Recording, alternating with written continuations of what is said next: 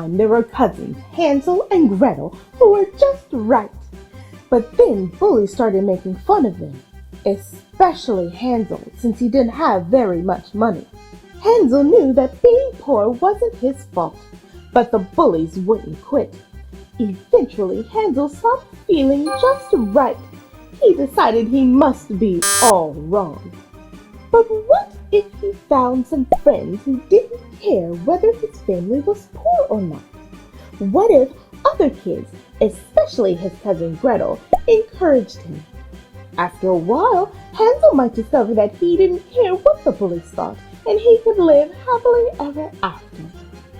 If you know someone who's being bullied, why not make friends with him?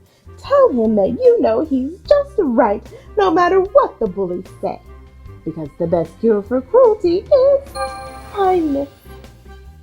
BB's starting to learn his lesson, but he's not there yet. He needs to turn into one more person. On the count of 3, say its name to help with the magic. 1, 2, 3. BB Wolfe!